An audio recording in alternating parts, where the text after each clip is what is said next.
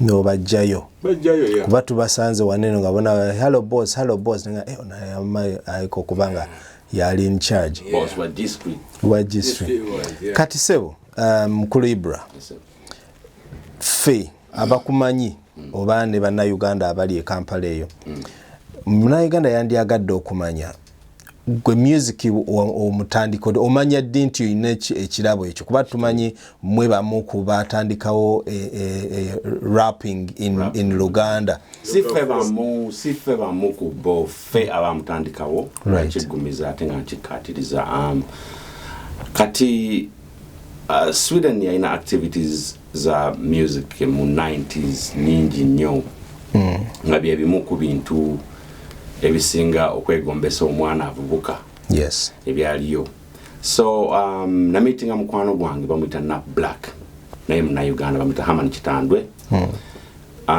omwami oyo ne meeting n'omuvubuka omulala Ken Ring nga balina studio nabo nga njagala nnyo ekintu ekyo kyokukola ekyokuyimba by the way nasooka nange kwagala kuba raga nga njagala kubeera shaba so nengula buli jinje lyaliyo buli music yaliyo mama by then gali mayinja nengamba nina okwegezaamu ekintu kino nkirabe so bwenzijukira obulungi sessions zange zasooka nali bali recording ku rollers kati nga producer ali emabega musajja mukambwe ennyo tayagala kuzaayo rollers era bw'oba wazze nga teweetegese akuzaayo kagamba tina atutonera budde okuuta entambi zaffe zonna biki okimanyi kyokola nensoka nenfunamu ka hint kati nnyo kubanga nzijukira ebiseera ebyo walinga to deleting what was written was final ekyo kati nno nze netwalayo nga ngamba tino ekyange kyemmanyi nkimanyi so nga ndi wali mu kisenge kyange negezaamu mmanyi nti no ekyange kyekyo ntuuka wali ebintu nga byanjawulo kyampa okuyiga kungi ate n'okukyagala sikwegamba sa giving up nentandika okugoberera ate abantu abaali bakikola obulungi nembesibako nnyo bwe kutandika okurapinga narapinga mu luzungu era nga nsitula nnyo n'omusajja wange oyo Haman tukola ennyimba nga zi life is a gamble tukola ennyimba nga everything is in control katuba tukuteyo bwetinga ekintu ntandise okitegeera obulungi twakola ennyimba eziwerako n'omusajja wange oyo Nat Black kakati tuba tutandise oluzungu olwo neŋŋamba nti naye waliwo void eri ewaffe gyenva nga naaligezezaako ekintu kino mu Luganda nembeera unique nembeera nga ndi unique kugamba nga nze nkyesobolera nzekka newa challenge eyo so mba ntudde ku train nzireeka taddeko emiziki gyange nga bulijjo obugambo ne bunzijira katini obugambo ne bunzijira butinitini bwe butyo nembugattagatta mpola nembusigalako kwekubira mukwano gwange oyo Haman namukubira essimu namugamba omanyi nina ekintu kyenfunye naye nga nali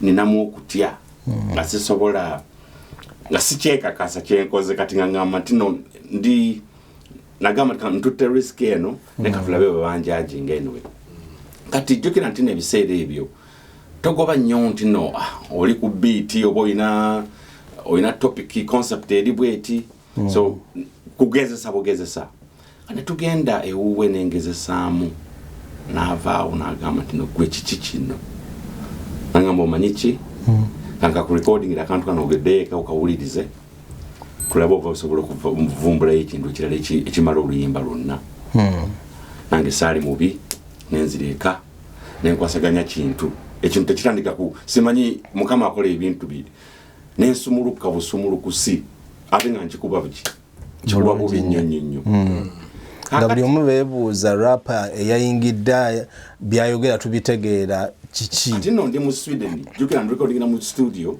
erimu abantu bakuba nzungu biki bagambe tina nze ndivert nzemu kati naye nga njagala keep kubanga ekyampa template ekyampa ekyokugoberera lwali luzungu so kati ngo Oluganda luzibu nnyo okumenya ebigambo ebyo n'obifitingisa mu beat eyo ne binyuma so no awo when nakwasaganya ne Hamani yali akiwuliddeko obulungi ne mugamba tugende tutule mu studio tulabe nti no tuvaayo n'ekintu nenkola oluyimba olwasooka Wampologoma ssaawa meka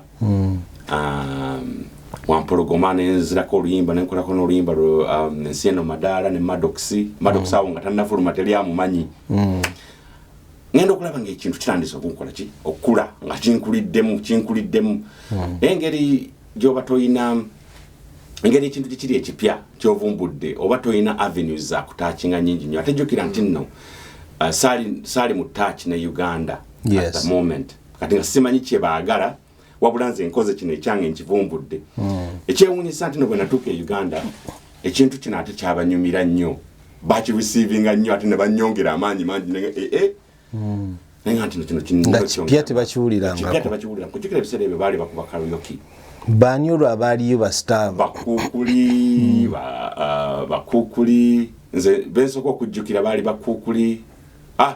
bakuukuli Kizo Rasta Rob bakamiliyoni bonna baaliwo nga bakyali bato bonna batandika butandisi twali mu field yemu like twali awo kusabrina okusinga ffe kati nobabawo bano abaana abalala ate abagamba nti nno oba abajja oluvannyuma abagamba abatandika oluvannyuma basangawo foundation eyo beba abaana abatandikira ku kafuuna baali bakayita batya akafaako bannange nkeerabidde kanvudde muto ate kati kafaako baali bakayita batya nkeerabidde kajjukira oluvannyuma so ekintu kino bwe nkizuula nti nno kikwata ku bantu kati omanye okizimba buzimbi tulinga abazimba olinga azimba naye nga ozimba oimprovisinga tomanyi gy'olaga kubanga kipya naawe gy'oli ate naawe kikusurprises naye nga nze nali ndi sure nti no nsobola okifoomingamu ekintu kubanga olulimi lwange Luganda so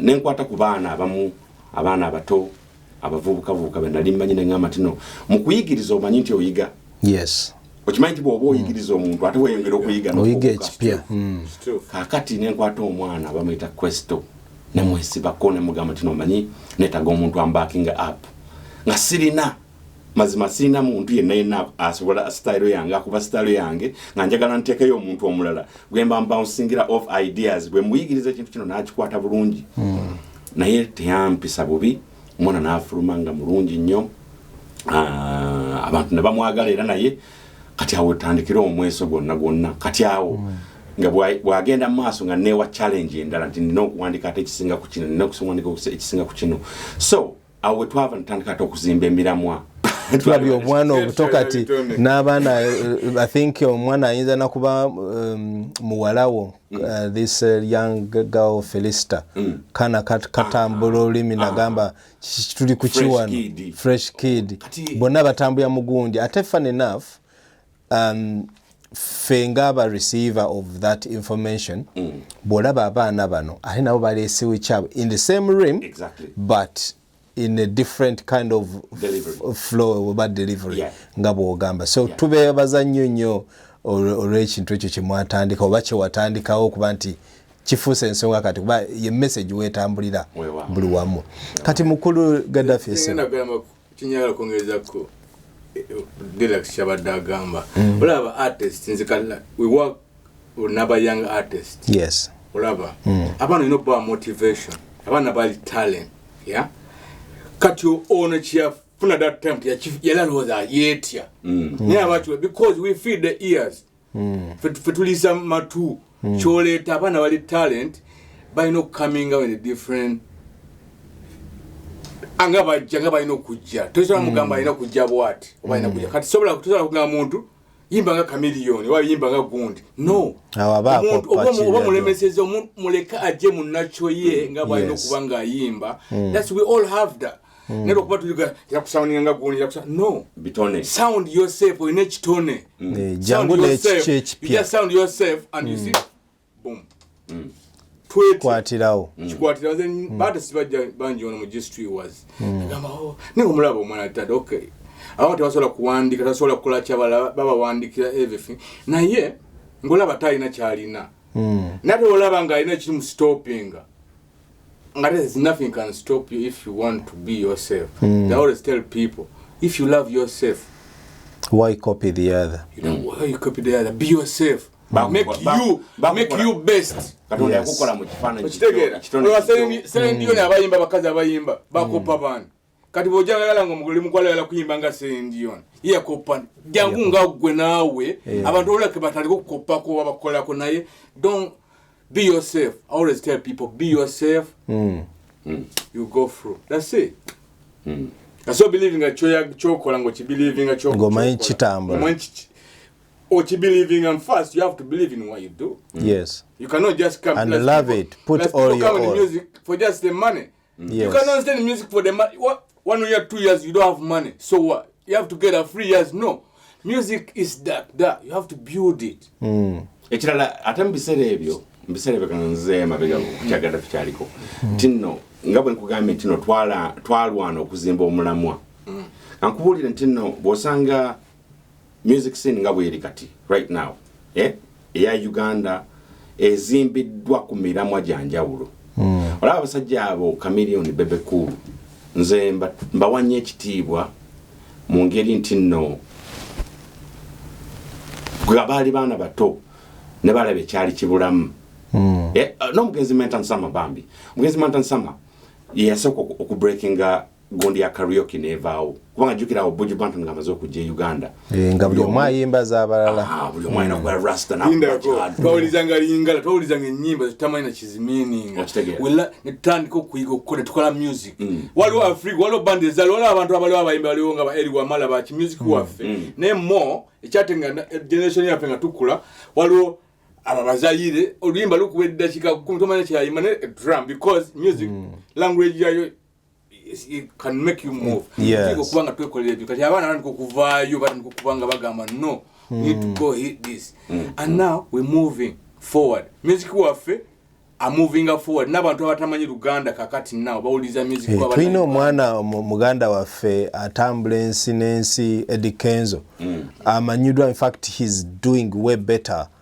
wabweru wa Uganda than ewakawe nyine so nga atatwala lulimi lwaffe kwegamba ekikulaga nti kyogambye ekyabakongo nti baali batuwambye ate kati ffe tutandise okuwamba okuliza kuwaffe waletebalumanyi Oluganda oba Uganda ne balina okukuliza because music is international language ffe tufeedinga bwe tufeedinga ears when you have the drum and the guitar you shake your body you understand Sara nyogena nyomi kwanza music mmanya li big nkuwulira ndaba ne love energy mmanya li big ntosolo kiteka mu bintu kwa abantu bafuna feelings the music from beginning aga music ali big asinga ne religion why he communicates with everyone kwata luro that's it kati gwa tuuliza gwe chewuli nze nani mugambi atuwuliriza nti dayo kema begojjolo ezimu akayimba akema begeri oba wali obadde kaawo ne bakuba akayimba ku radio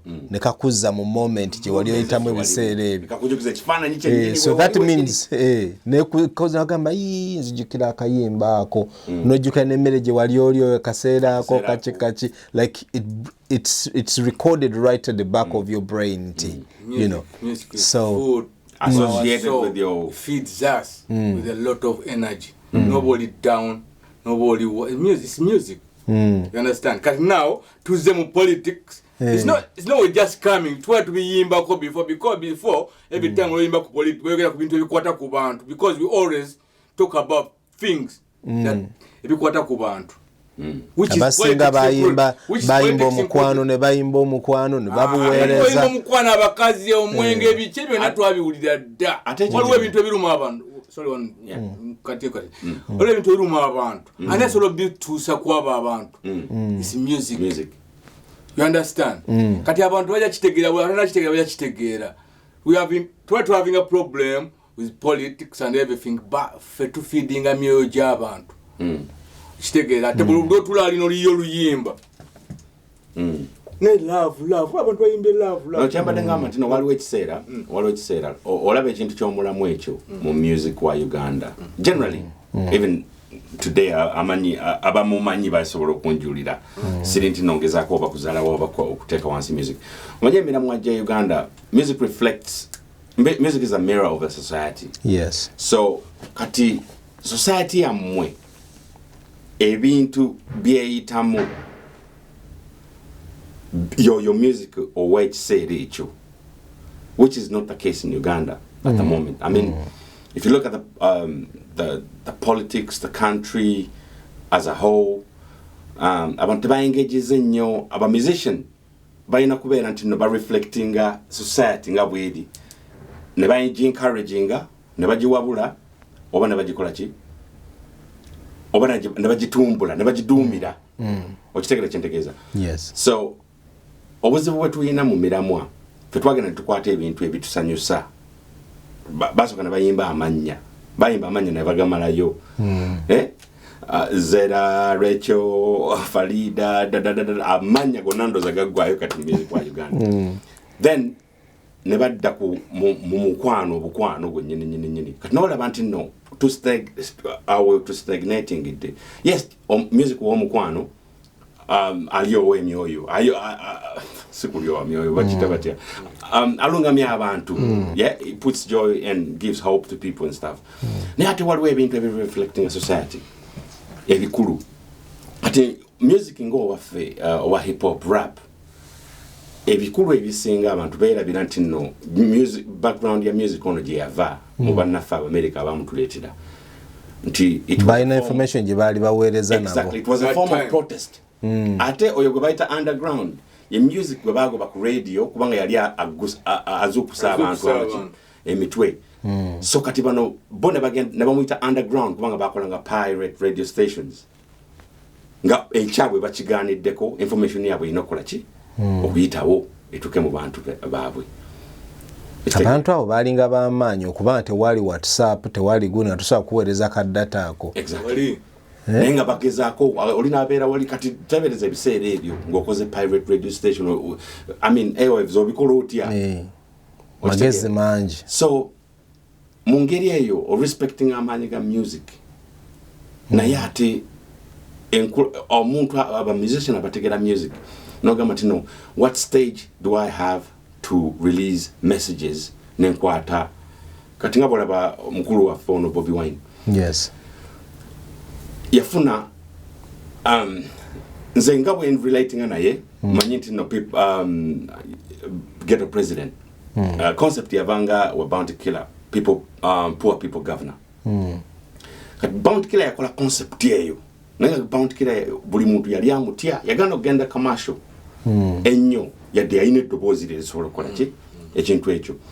Bounty killer kyeyakola n'agamba tino kankwate crowd nesibe ku a certain cluster of people mbagumize omuziki nze ne bwe mba nga nvuddeko kuli nja kubeera nga nina ekisaawe ekiwagizi ekinene kye creatings mu music career yange mu building nkule nabo.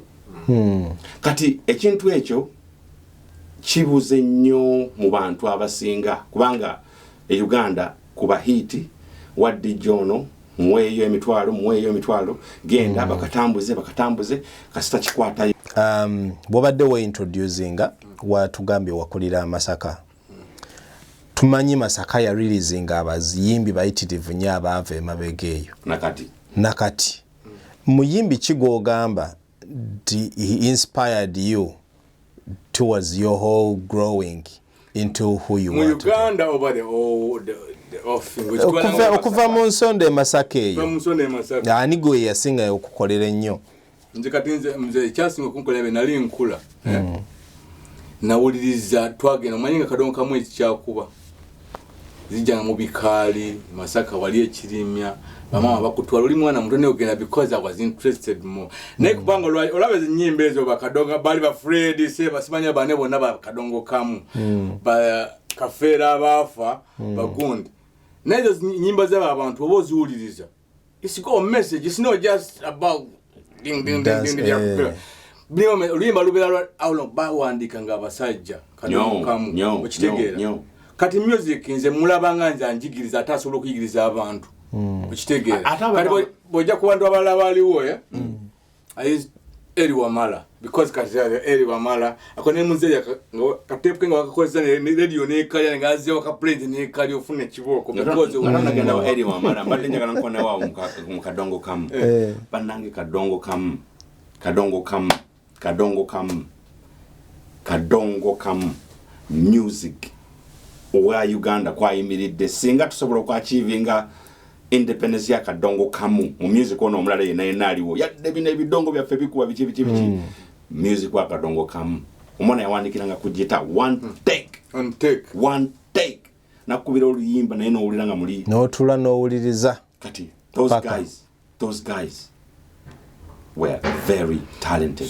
Naye oloza kyava ku kyo kubanga abasinga obungi mu bayimbi bafaabo up to now waliwo n'abakyaliwo kyava ku kyo kubanga bo music waabwe teyakwata nnyo babbibwa abantu abaali batunda music waabwe anti kati yo environment gyenjagala okwogerako again kati ffe tuyina music environment yaffe nti nno ezze ebbirira wano na wano kati jukira nti ate mu era eno mujidde TVs internet mu MTVs chizi kati twegomba nnyo ekyawabweru netukungiriza ekyawabweru okusinga ate ekyaffe naye jukira music waffe oyo ye music yali a mirroring a society basi dunia babasudde ebikibe baali boogerako kati omuntu bweyebuuza naga nti omuntu awandise oluyimba lwa ddakiika musanvu kati bakola 2 minutes and rubbish 2 minutes and a half noddamu chorus yemu 2 minutes and a half songa la chikamwenda munana zero nazi zali abasajja balita ne baleta no banoza no tuya no sura no kola chinengo nyumirwa right now it's not that I must admit myself ngendo okutandika okuwuliza ennyimba z'abaami abo nga maze kwejja mwene ensi I think ndoza yali homesick nempuliriza ennyimba za kafeero nengamba nenjiga n'engero okitegeera nga owulira olugero naye nga abantu tebakola kikati today tuli mu era ezemu kino ekirwadde kya covid ekisa abantu tubadde Kampala tula abantu abaga bannaye mwambale maski bannange mwambale bannaye munaabe engalo bali mukola ki then I referred to lugero lwa ndiwulira akawuka akali mu kasooli bamugamba ne bagenda kufumba kaso nti ate banna bakumususa ki kumujjako kikuta banage era enja kugira ndi bine kuli bagenda kufumba ayo okuli amazi nti balina okusoka okumwozaako ettaka then balyoke bafumbe agenda okutaka okuyaga temperature ekyusi so kati it's the same thing that is happening today right in Uganda whereby people have been told put on your mask temwesemberera don't gather byonna ne babyerabira numbers are increasing now sibe bandiwulira kati betuliko so kati nze ngendo nage okuva Kampala nali siwulira music w'abagundi nga ndaba si style yange siki nebe najja nentaka okuwuliza ennyimba ezo nezinjigiriza bino ne namba yes so which is different to do malako oluyimba olw'eddakiika 3 nga tolina kyokoze ekyo buli muyimbi w'amaanyi eri Uganda asobola okumpakanya tewali muyimbi atawuliriza luyimba lwa kadongo kamu n'ataluddamu nga w'amaanyi leero tewali muyimbi asobola kati ekintu kino owulira ba David Lutalo baina okale waliwo abantu bansigena kumenya manya neka njogere ku bantu abatetumu abajja ne ba modifying ebintu fira Lutaya yajja na modifying music wa Uganda nga ajiwadde sound nenga sound yeyo si yaffe wabula atadde music we ku sound endala atadde Oluganda ku sound esinga kadongo kamu ng'evuga erimu ekivuga ekyamaanyi Afrigo lwaki ennyimba za Afrigo ez'ekinaana nakati bw'olukuba bajja wano ne bajjuza they don't play any new song kakati same song the bakuba last year bajja is the same they will play today and still hit and ajuza bakoze album empya respect Mr. Matovu bakoze album empya ne album che bakoze ekipya okuva ku maziga ennyama 8 ebikubakoze ebipya biganya kola ki tewali luyimba muntu lulala lwamanyi kujja kozidi nga byali authentic within their time byali authentic within the time gundi Maddox akomyewo asena agamba tino manyi reggae nenga kigambo kya Luganda nenga Luganda kirwayogera Luganda lulio lwafa olw'ennono so wende tete kadongo kamu nenkwa layering eyo pakole tutuse waggulu ku music waba feeling abo abantu betulaba ntino batutu beba legends kati bino betulabe ku bakamillion nabo bakubye ennyimba ez'amaanyi balese Uganda olw'amaanyi balese kati nze mpagira nnyo omuntu nga asose na focusinga nga awandiika nasoka na studying a society around nagamba naye mu bana abangoberera bameka obanza olimba ndupika mu bupisi sen majja nduwe tutumu ndubatamye matu bagambe nti yo ketujja mulaba kikwateyo oba oluyimba lwennyini lweyogerera Maddox yali aganye okolera ddala video ngamba nze nkyagala nga yagamba nti yali aganye okolera ddala video n'emu ey'oluyimba lwe ku album n'emu lwaki kubanga yalina amaanyi awalala nga tayagala kwegatta muki mugundi eno empya kubanga ani awakana ani alwana gwena bwolakola video yenkanawa tajja kujjawo n'amagembe buli mukolo n'amagembe akubwa webale bw'otunula ennyimba za ffere siinayo video gye mmanyi webale nnyo ne every Christmas eyo gyali webale nnyo kali yo album ogira baya ffere gyakola ya Christmas bebanga abana bajidisa ne baje ne baliyako because every Christmas bebeera until artist walijja nakuba album ejijjawo atenga which is no ekyaliwo kubanga okyalemeddwa eyimiriddwa kati nkuza kuchona Maddox is a very talented guy yoyo kati bayitugama abantu abakola hits kola hit siwana ganja kola hit today tomorrow it's no hit ne wayo mufana namwe muri Muganda we ndatogera kuno nakuli nyizo kubanga njogera ne Muganda wa Maddox afusiruka mu kitebi wake musaba Maddox musician munnange kati mukulu Gardafi project eno eya studio ngagwe producer kyakujira kitya okugulabanga ogamba nti I should get involved in this okwanga nyamba abantu baffe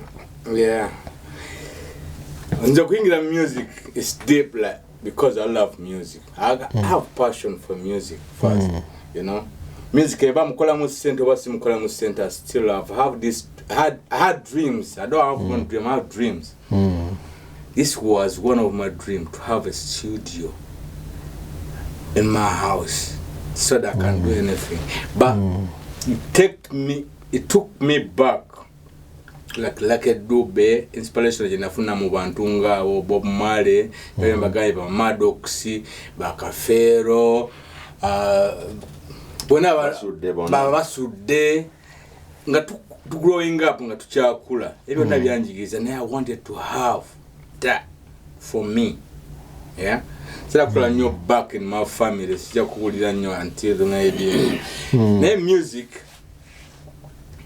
nze mwagala as me it doesn't matter mwagala as me because manyira nababudde lwachi ayogera speak more than what speak louder than anything but what are the message obana kyosomesa abantu what are the music abantu bachiwulira that's why I'm in music I've been working with a lot of people by young people abana bali ku street abana balina talent because tino bayamba you know tino bayamba in a way abana abatabasituka better ganyo guidance you see ekintu ekikwata kona ku music omuntu nga bwe nagambye story yange ntino soka no yingira mu studio nga wallahi tomanyi kyogenda kolayo nenga wulira nti waliwo ekigamba nti waliwo ekintu awo kakati kiva ku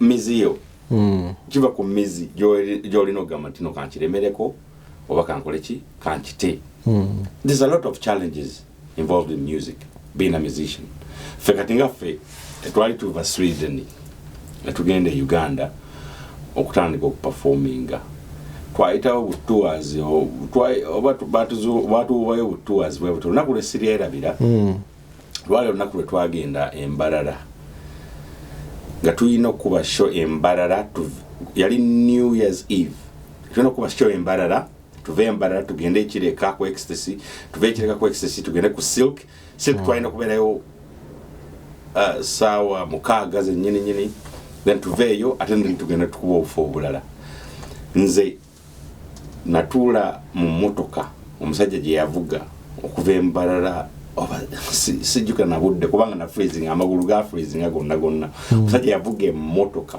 okuva embalala okutuuka ekireka nagamba tino kati this is not like business as usual. This is not a career. Like omusajja yavuga emmotoka nga kakaaba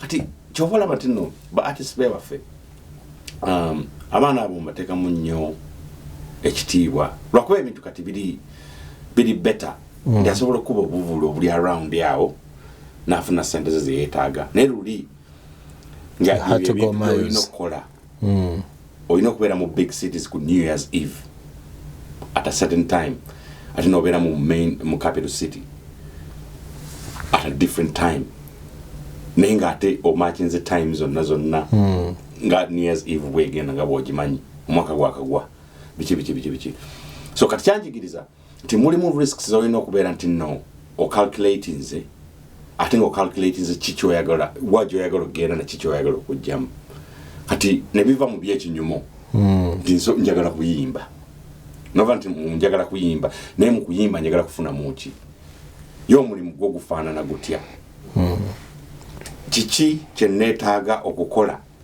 okutuuka ku kirooto kyange ate ekirala ekivudde mu kuyimba oba ekiddirira okuyimba kati ebyo byonna bwe bigenda bijeeringa mpolampola bigenda byeyunga mpolampola otandika okufuna ekifaananyi okumanya music kyate gwolina okuba na crowd kijja okubira music kati it's all a mental game singa omuntu aba afunye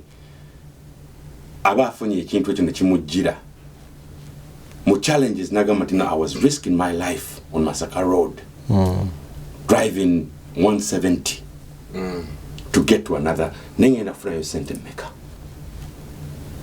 twalimu abantu 8 mu motoka abalina abaana abatayina baana abali bulamu butwogerako so is it worth it for the money you chasing and what are you going to do with the money are you going to floss to be like nze omanyia ndi brandi ndi star kati omanyi bandaba ku TV ekyo kikumala oba waliwo ekiddirira okuva ku ekyo so nalwekyo ensonga y'abaana okuba grooming obulungi nga ba artist abali abanene n'okwata ku mwana n'omu grooming n'olaba nti nno ate ekyo talent ye ate omuguidinze ne kiki asobola okukola ki okujjamu yes waliwo challenges ku baana kubanga omuntu ye muntu naye ku baana abo n'omukwata bulungi ng'omwagadde waliwo abantu abakutte ku baana baabwe nga babaagadde ate nababalaga eri nababalaga space ejja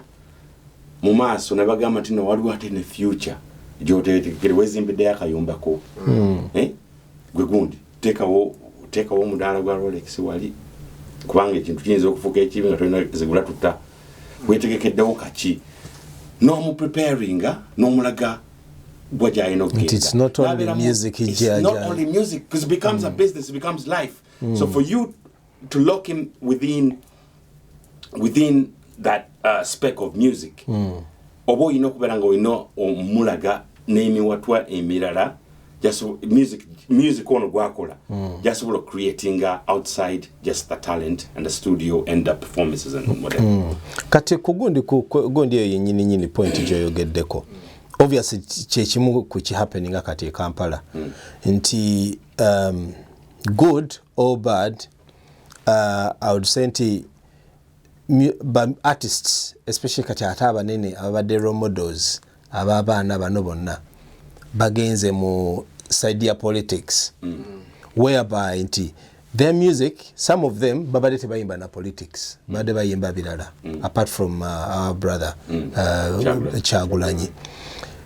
Don't you think nti wagenda kubeerawo void nga singa abantu bano baba bagenze nti bavuddewo ne wasigalawo nga tewaliwo baana bano kubalabira kati ekiriwo ekitikazo kankundira mu kino nga tunonyera nti you cannot separate music from politics. By the way, today bagita batya motto yafe ya Uganda is for God and my what? My country. So any reasonable citizen munsi nebo bango ensi yonna kati munsi zina ezikulakulanye nzukire Sweden nga bwoba ofunye citizenship olina okugenda okukola kye bayita mukyaka. Yes. Ekiki kose ekujjukiza ekintu kye bayita patriotism naye nga kiri live bakuyigiriza okubeera nti no, listen, you belong to this country, you have to fight for this country and you have to die for this country. That's a proper citizen. Sure. Right? Kati fetukyerabira mu music nti no, music is a strong, olabanga mwe bumwina fourth estate for journalists abannamawulire baani ne music ali as powerful. Neba musician berabira amaanyi ki? Amaanyi gaabwe. Amaanyi gaabwe bagenda ne bagateeka mu kumanyika ate ne bakola ebintu ebirala mu kumanyika okwo nga babikola ate bantu ababawagira ate ne beefiisa ne bijjawo kiri kye bakubuilding ne bijjawo kiri kyennyini. So politics ono mukulu nnyo gye tuli bwebanga ye situation eri mu nsi. Bob Marley byayimbanga Lucky Dube bayimbanga White Operation bichi bwobanga obira situation mu nsi nga the majority of the people feel like tekiri right dala twetaaga amalwaliro amalala dala twetaaga kino kati nze bw'oba oyina eddoboozi eddene ng'osobola okwogerera nze yensonga lwaki njagala music wo, yensonga lwaki nzija mu show yo, kubanga naawe ate olina konsuulirayo oluvannyuma n'oŋŋamba nti no right tojja buzzi nti lwakuba ndisitabandaga ku TV naye ate naawe ate olina message osindika neebuna bannange ne tubeera baawamu abakuwagira.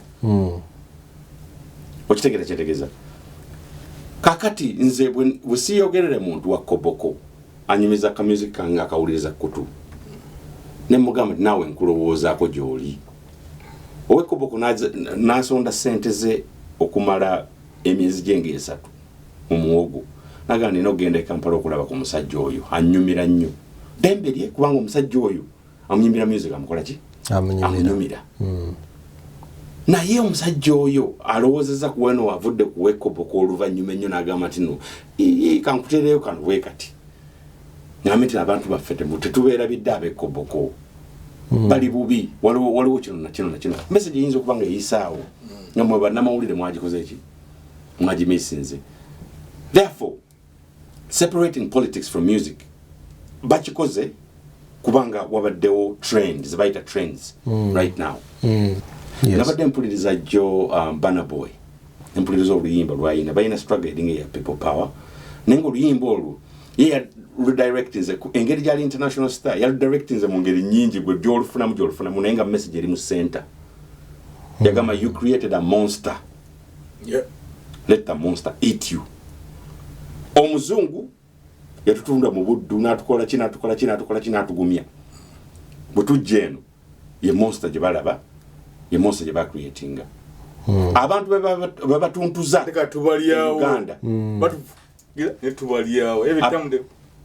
abantu bebatuntuza Uganda nabo babatuntuza ne babeera mu mbeera etalisaanidde nejjukira nti no muntu akula n'atuuka n'azimba munda n'asirika naye ate lwali yabika ajja kwabika.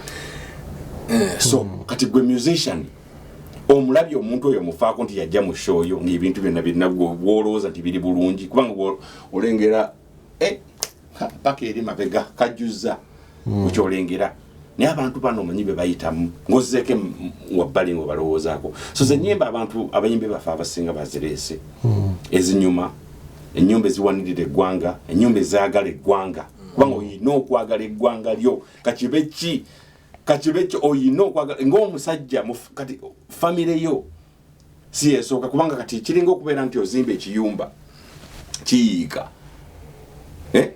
kitonya naye n'okwatira famire yo mu nsonda eri kati kyogamba nti no gwayeesigame mu nsonda eri nga wano wewatiiriika ne weggama wali kyogamba wali tewayiike kiki olina okukola oyina kukwatiramu ne muzibikira awatiiriika So endowooza yange nenga tino abayimbi bakulu nnyo mu kino tebalina kweseparatinga mu kintu kikwatagana na nsi yaabwe ate balina okuvaayo ne baba balambulukufu.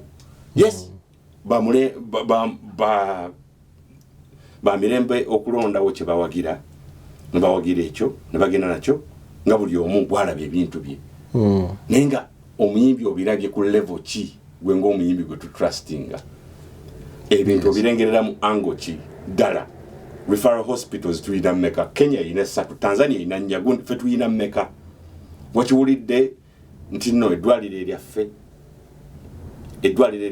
erimu tulina referral hospital emu olw'okuba covid bagenda liteekamu ba VIPs bokka abantu abalala bali private regardless how severe your situation is bakudispassing awala nga tulina limu.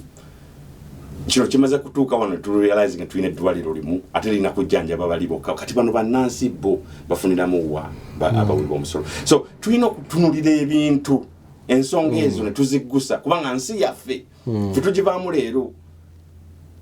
Tewali muntu atayulika mubiri. Oyinza kufa ssasi kayinza kuba kawuka. Katini kawuka kantu katini nyonyo bwe kati nekakuyingira buyingizi mu ka corona kako tukalabye ka ne corona tesi wa amaanyi nnyo. Gwe kugambye nti n'ebintu ebita abantu obimanyi. Buntu butiri omwana ayinza okubeera nga mulamu bunyonyonyo nga bw'amaanyi n'alakira bulakiza akantu kamu ne kamujja mu nsi bwe kati. So tutya obulamu ne kiki tusavinga mu bulamu. Bulamu kyo bwe tulwanirira obo okutya okufa oba okutya obulamu. Ngamu abayimbi tulabye nga okuyimba kwe Uganda kuyina ate different direction je kutekinze Uganda kubanga tumanyi nti buli muyimbi alina abawagizi be era buli muyimbi abayimbi abasinga abamu abasinga ba movies bali mu kibiina ekya Nupo ekya People Power n'aba NRM nabo bakyaliyo naye tugenda kukola tutya kubanga abayimbi abali mu kibiina kya Nupo maybe they shared same gundi bagoberezi n'aba people n'aba movement oba any other party ekituyambye mu industry eno kansoka nkunyonyole nti no you know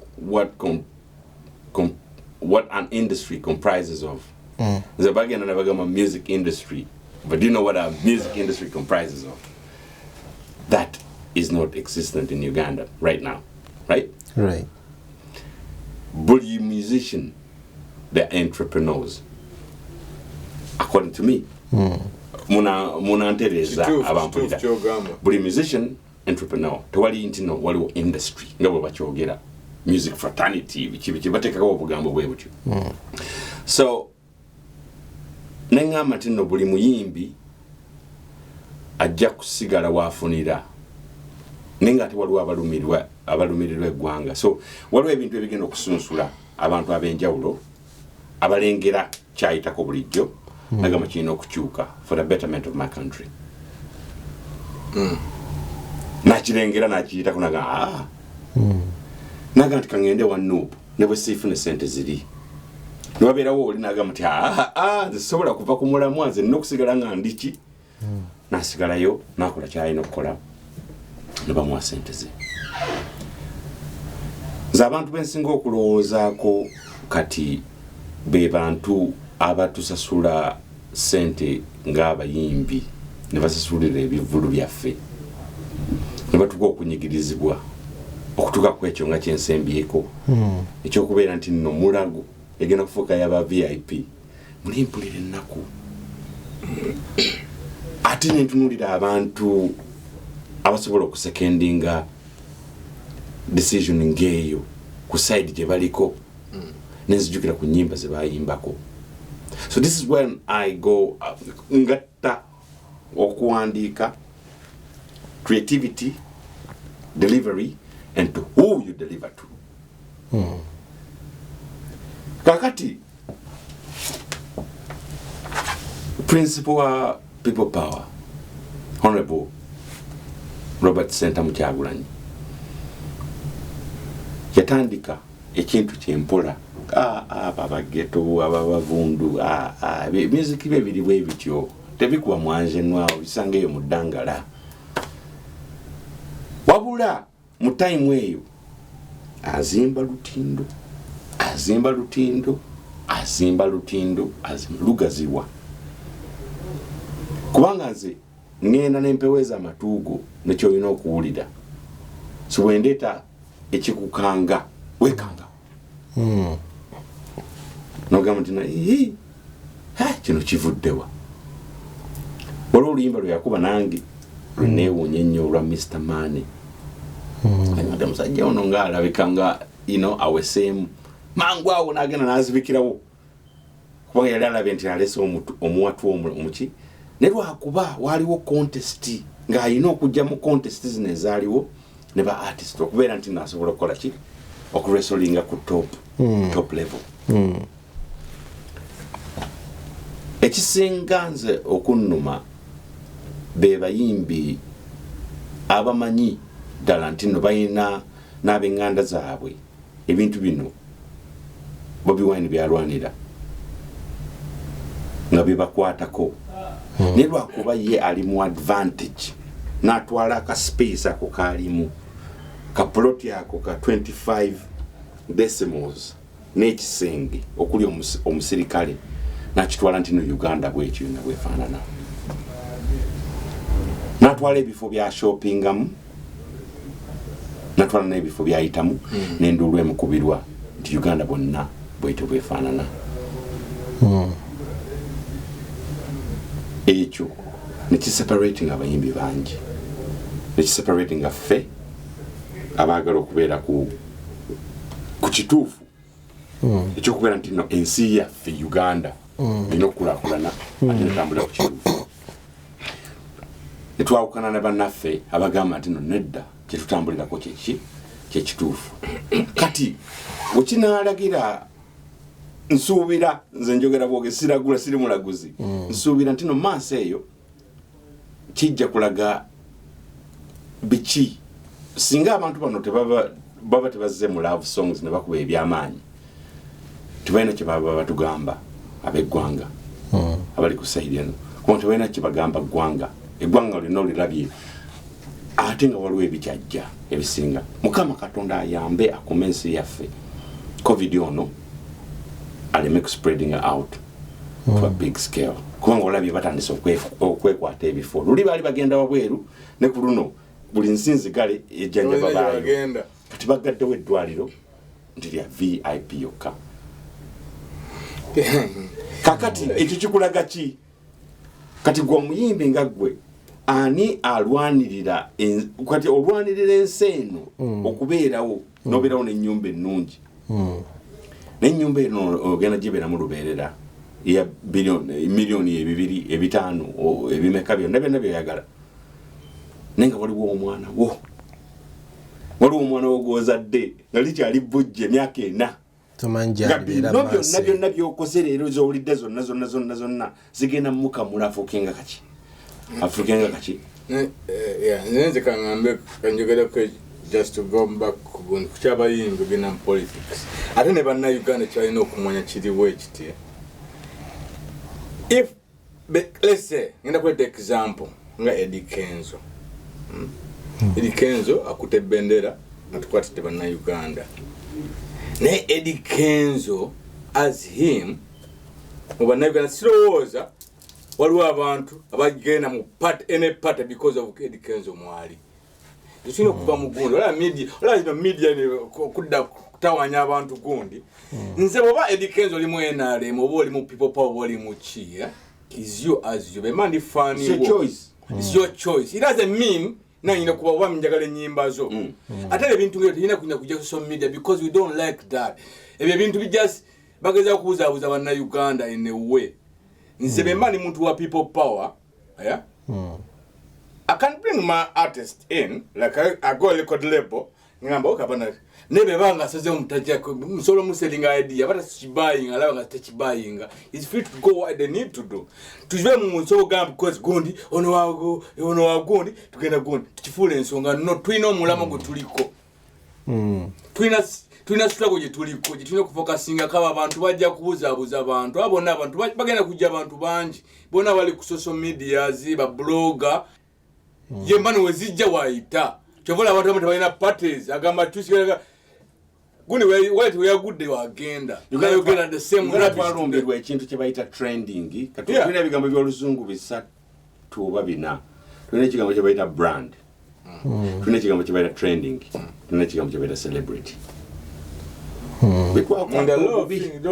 bitwakwata obubi ne tubikwata obubi ate nga tutambuliza system kweyo ate nga abasinga munenye mu bannamawulire mu mubireeta mu creating abantu olaba fe kubanga right now buli muntu namawulire woina simu yo blog yo namawulire whatever information you put there people tend to listen to it nika lwachi mpuliza Eddie Kenzo pulide kutolina mu politics uli akono limba lyo kubyeyo walumu wala kine tolina woli tolina ku distractinga anyone abana abavuka bali mu struggle abali okulonda ankulage kino ntino Eddie Kenzo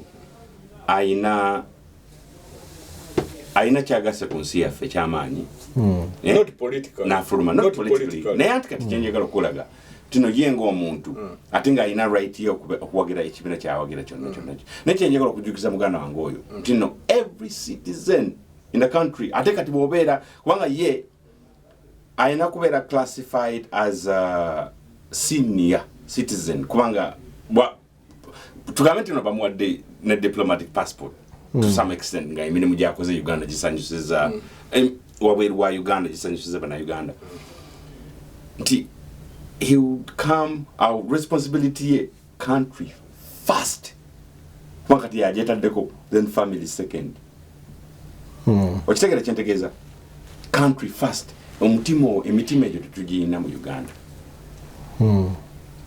emitima egyo tetugiina mu Uganda kubanga yayimba ennyimba ennungi nayimba system bolongoto ng'akirabye ate ebigambo byali birungi byonna then n'amala n'akyukira wali kati ate kyekirabitobyogerako nze sibimanyi naye nga kyenjagala okugamba nti no ne ba artist abalala bajoininze NUP ne basuubira nti no Kyagulanyi ajja balengera bulengezi nti no kale namubeererawo n'abeera bwati. This is a whole different agenda. Omusajja yawaayo obulamu bwe tomanyi bwasula ye na family n'obwana bwe tomanyi oba afuna otulo twetumu nga twe yali afuna luli n'ebirowoozo biri ku kintu kirala alina okikigusa kyalina okuggusa. Don't you think nti okukubagana kuno okuliwo in between these artists tetumanya ani asasulwa tetumanya atasasulwa nakola ki don't you think nti kigenda creating ogundi mu balonzi nti omulonzi batuuke kuba mujja kuba mu family ngo abakyala mainly tumanyi nti abakyala badde baagala nnyo movement in many areas tugambe ojja kusanga nga amaka agamu galimu omukyala awagira movement omwami agamba nze ndeeta emmere muno buli omu alina okuwagira kyenkola ki. So don't you think nti this is going to kuletawo enjawukanamu kyemmanyi olakanise kulafunya bakadde baffe omwana wano mu nsi gye tubeera mbaweze mutabani wange agenda kuweza myaka 16 bamuweza A9 number that means alina kutandika okukola kubanga national insurance number ekiraga nti aba muntu mukulu tax you understand kakati gwe bobanga oli mwana mu nyumba ya taatawo ngoba wa NRM oba waki nenga olina gwa struggle gyolina tolonda lokuba taatawo alonda NRM oba alonda to people olina kulonda ekintu kyopirike kitukiza back ku bantu kiza back ku bantu tulina kulonda omuntu agenda okuyamba agenda okukolera agenda kudelivaringa chai babanga taliyo nga tekekayo malawa people pa because China abantu banjo oli basobola kudelivaringa tumuje mu office 100 days 200 days nga tadelivaringa tumujeyo tusindikeyo omuntu omwana dasi this is Uganda, new Uganda we want muve kugamba tata mama chi abantu bonna buli muntu yena abantu abasoma abantu bomanye abebitiibwa abantu bomanye abamadini abali mu Kristo abali mu Allah abali mu ki bavunama tibera bidde dignity je bayina bera bidde ekitiibwa kyensi eno yaabwe ne bavunama okusaba ekyabwe kasitotuka mu mbeere eyo ngomanya nti no eggwanga liri wabi gwanga tosobola kuwabula eddoboozi lyo teririwulirwa tosobola kulondako eddoboozi lyo teririwulirwa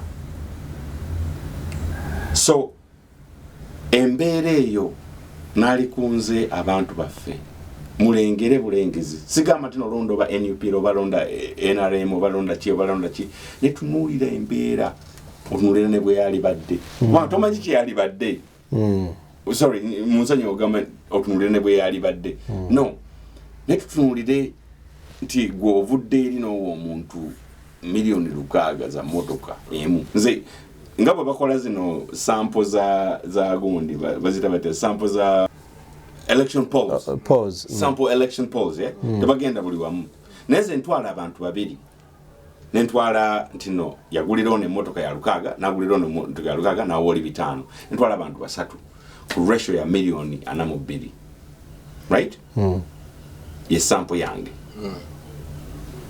sigambe mitwalo ngambe akompi half a billion ati bwogenda no dividing a sentence mu busample bwobutini zonyo munazonyo azisemanyi nnyo kukibala mu ngeri zammwe bwezitu nenze embala byemmanyiko nomubiteke mu ratio zammwe nembala abantu babiri nti individual omu kino kyekimugwiridde bwekiti lwakuba asobola okukola kino na kino ekingasa nesinga ekyo kyali kyakusaasaanyizibwa mu ngeri y'emu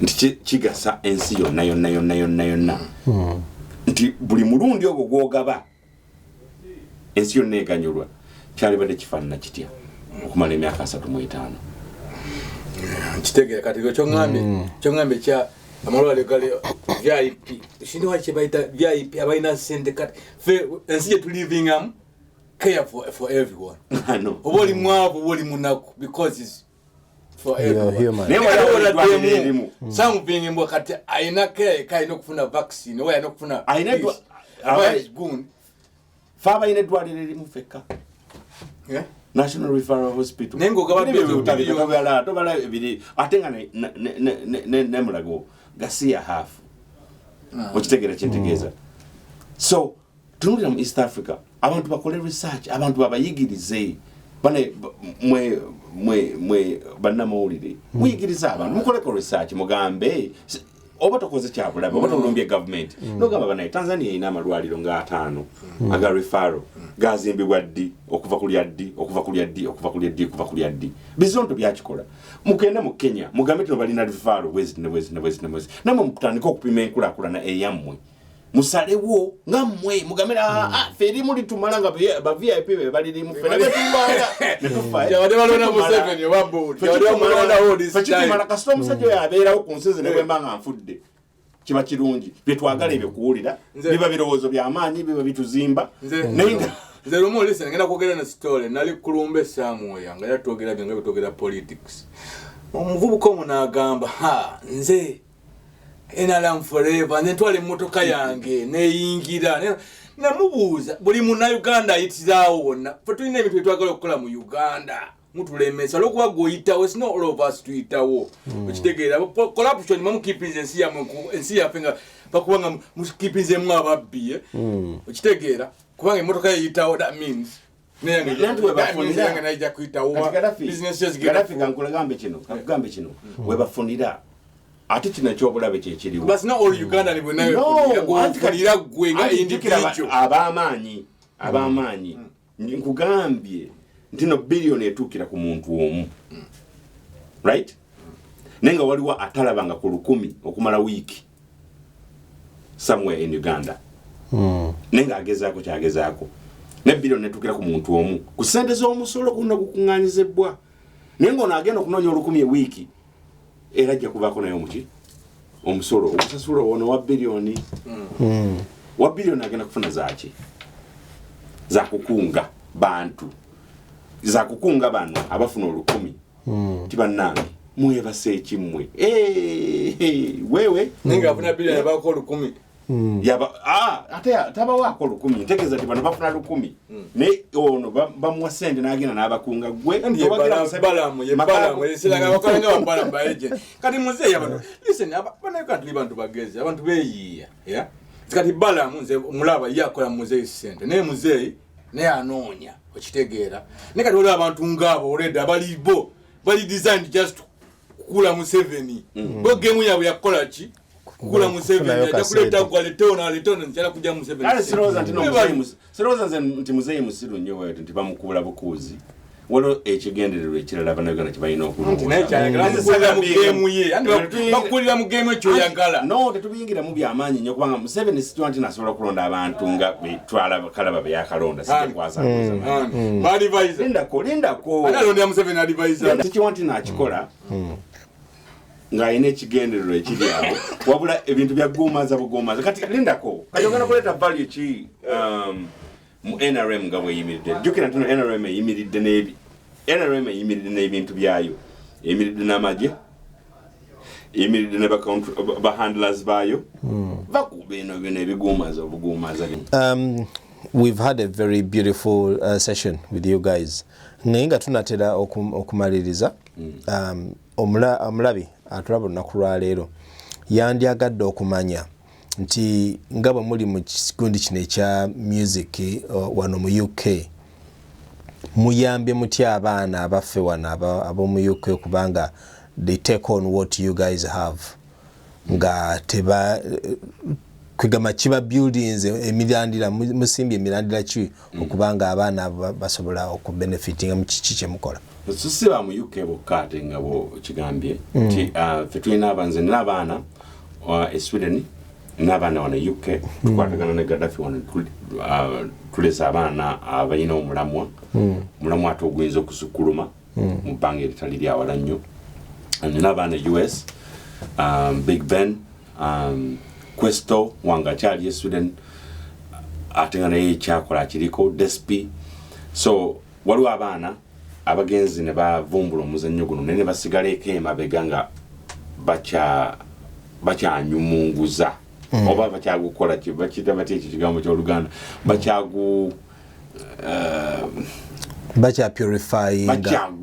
kyaluzungu ekyo bagezaako bakyakizimba bagamba nga diamond bwe bagikola bagupolishinga so nsuubira nti nno bano abaana tubawadde ate omulamwa ogw'enkiza ate nabo ne beerabirako ku bizze lucky enough nti nno hip hop oba ne music yennyini yakyuka kuva ku myaka gyaffe the recording changed right now everything's digital nsobola okukyusa amaloboozi go nekuyimbiza kyonna kyoyagala okuyimba naku zino balina music ng'oyimba ebigambo 5 n'okuba huuku abantu ne bazina ate ne bagreceivinga bulungi nnyo so tekikyali kyawala nnyo nti n'olina okulowooza ennyo wabula ate n'abo abakola hits ezo nabo balowooza nnyo kubanga ekintu ekiri simple kyekintu ekisinga okubeera ekikola ki okubeera ekizibu okuzuula yes kati ffe gye twakulira nzigenda okuwulira omuntu ng'akubira akantu kali simple ze ne kannyumira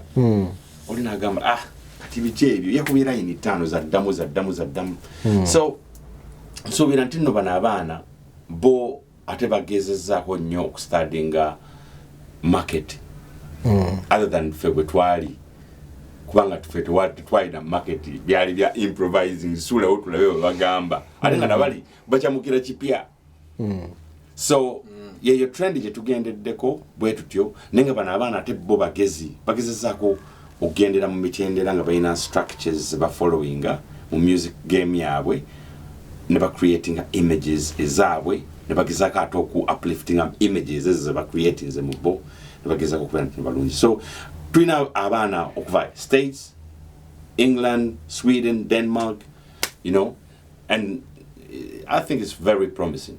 Very promising. Ate nga bajja kusurprising the Uganda market. Yes. In some short time to come. Mukulu Gardafi, tuweeyo akagambo akasembayo in regards ku, you know, bana in the same view as Ibrahim. The chance of gamba mbadde nkola n'abaana bangi I got love kids abajja to me nenkola nabo Abana already buying ideas away because the world already about pushing at that level. They would just want somewhere to express themselves, never coming out the talent. They got so much to give out there, but you know one thing, so little for them. To also expressing themselves. So for what we do, right now, bring up singer artist in a jam studio and I like just more recording. I charge £30 per hour. Just you come with your song and everything, £30. Nekati abana abato, I give them time to do, nembane produce, over I work with them.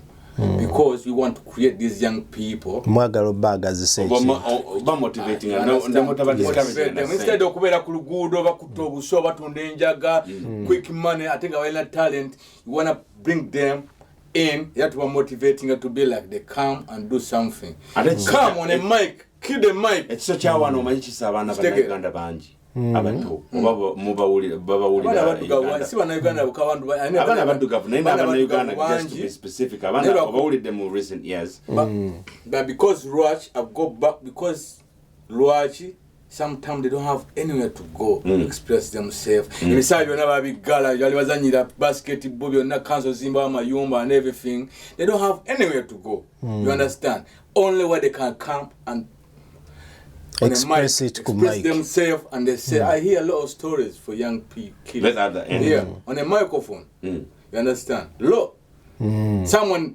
ajolomana cholo kuja na imbo luyimba wale bigamba tagamba ngana tata we wata yatawulirangako tata abali awo luyimba lwagudde understand ninayo Julius kyange nenga Julius kivanda kiri ekibi ekibondo munda ngale fetino kirulongosa okimulongosa fetino balongosa because they need us because they are already there they are hungry bali eyo tibamanyi boogera nabana busagana tandika kutunda kayaga tunde njaga fune trainer nenga asobola okulandika oluyimba liksize nalusula somewhere na get out, not blowing up.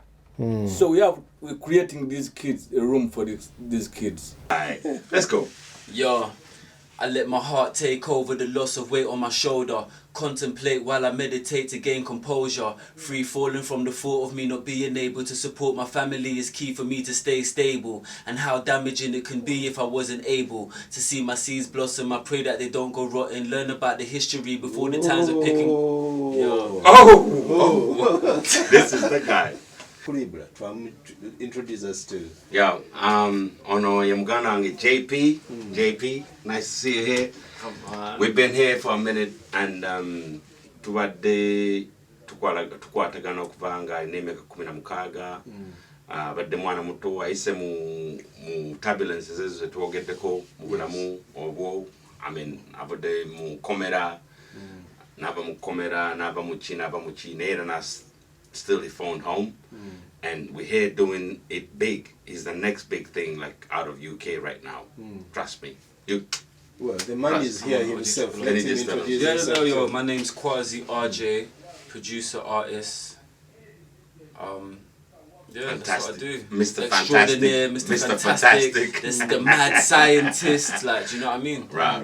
Like, on some UK DJ Khaled shit, like, you know what I mean? Like, just trying to piece everybody together due to like the different styles and like just growing up on like 90s hip hop while growing up in that grime era when grime was just starting. So my influences come from grime and hip hop, like the hip hop and R&B allowed.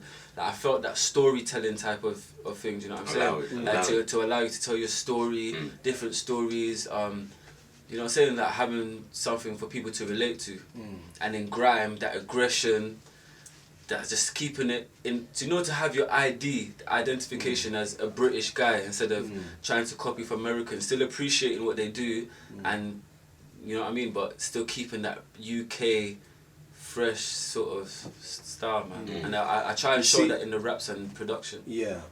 You see, our viewers down in Uganda, they might not understand the term grime that you're using. Okay.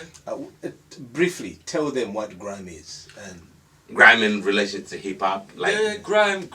Okay, so how you know America to have hip hop? Grime, UK has grime. So grime evolved from like jungle, house and garage, drum and bass. Do you know what I mean? And then Wiley, like one of the pioneers of grime from like 2003, just had the grime. That's what grime is. So if you check out Wiley, D.E.E, Kano. So you see where we come from. Like Lugaflow comes from '96, grime comes from 2003.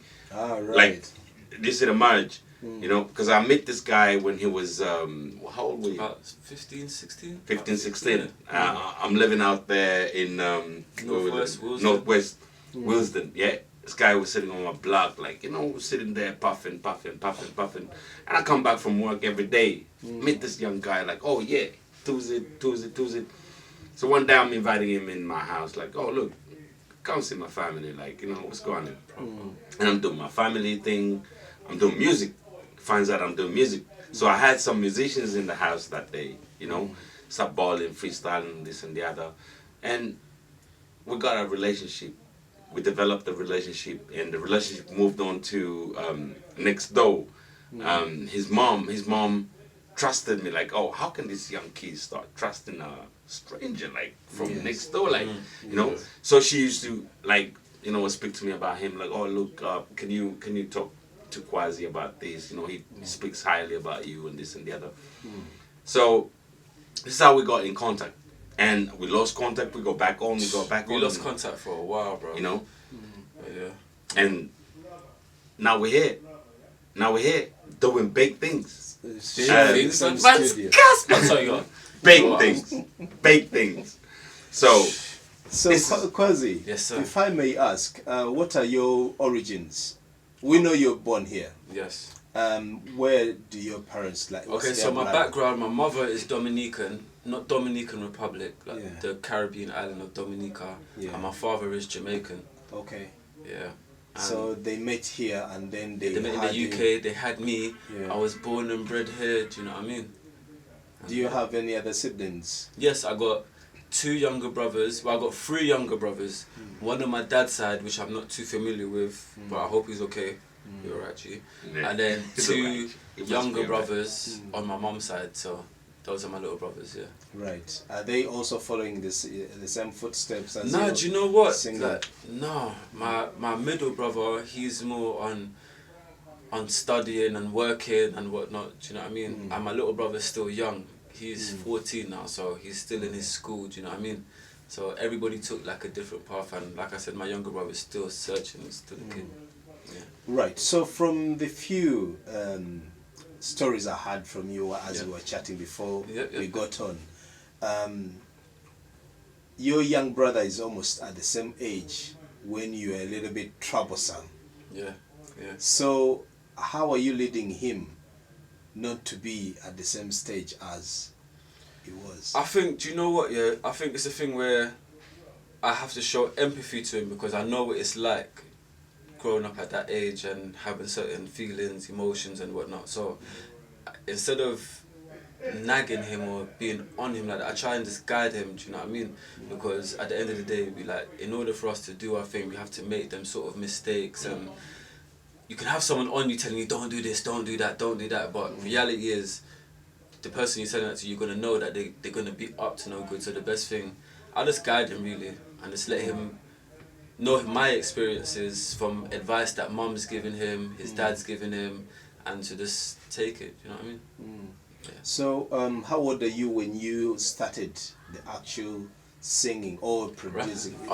Getting into I started, Fruit Loops. Nah, not even Fruit Loops. Reason 2.5. Yeah. So I was like 14, 15, like going on, I'll say 14, because I remember meeting with an old friend from primary school, meeting with him that summer, and that whole summer, I think I was in year 8, so that's about, 14, he was just making beats on Reason, and I was fascinated. So that whole summer, I was just soaking it in. I wasn't doing anything, I wasn't touching, and then I asked my mum to get me if I can have equipment. I told her this is not something I'm interested in.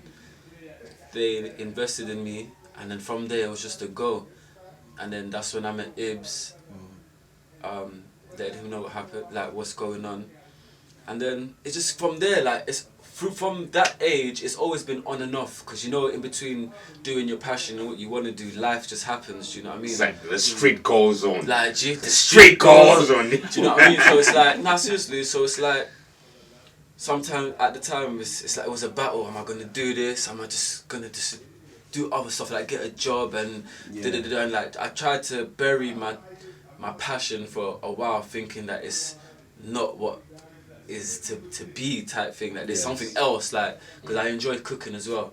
I love cooking is like my second passion. But so from life happening, I just said, you know what, after having equipment and not having equipment and then getting it again, I said, so for the past 3.5 years, I said I've taken it seriously. Yeah, but remember, I have to butt in a little bit here. Yeah, cool. He converted to Islam. Yeah. Right, and it became like he cleaned his spirit, and his views channeled to a different direction. Yeah, so that made me just. And when he came out from that with that energy, he contacted me from jail. Calls me like, look, Ibrahim, I'm coming out. What's out there? Like a young dude like you. I felt like, oh my God, what can I promise this guy out here? Like, look, he's young. I've been like, what is out here? Look, I had to take him out of here. Soon as he came out of jail, I told him like, look, we're going Sweden. I didn't want him to step his foot into the same mess he's been through. I want him to go, because he sent me some material from jail. The shit was banging. The verses, like he was writing. The stuff he came out from jail with, you know. Ever since then, he's never stepped down. His foot is on the pedal. Like, dude is gassing it. And I think we're going somewhere. Yeah, we are. By the end of this year. Hadn't it been COVID, by the way? We've been touring this year. It would have been mad. We've been touring this year, like mad shows. So when are you gonna bring him to Uganda? Because obviously those guys. Definitely is coming to Uganda. Definitely is coming to Uganda. Seriously. Definitely is coming. Have you, during the time when you've been with him, have you learnt a few words in Luganda, or he's been self? I haven't. But he has introduced me to artists in Uganda. Like Big Sam. Big Sam is one that I know of that I can remember. Yeah. And there's others, and no disrespect to you guys, I just can't remember it now. But big up to all of you lot, but I just remember Big Sam right now. Yeah. So I think what I believe Ibra will have to do for you when you get to go to Uganda, you have to meet one of the guys, or the guys who are making big in your same flow. You get to do a beat from there. Cheers, I want him on the same beat as GNL. GNL is some amazing artist. Like, I want him on the same beat as GNL. I want to get him with Yanko Moth. He was on a beat with Yanko Moth already. He's on a beat with I want him with LG. LG is one of those lyricist guys who's been, listen, this guy sat in the game, and like, you know, when you sit in the game and build yourself in there, nobody will ever go over him or under him, or he's there. Yeah. And then we got guys like, we have a few artists that are coming out like so hot. I would like him to see our scene, but you know, we have a few issues with our hip hop scene out there. So, but anyway, we're coming to UG. We're gonna try to do our best and see like we can get the industry popping. Somehow, you know.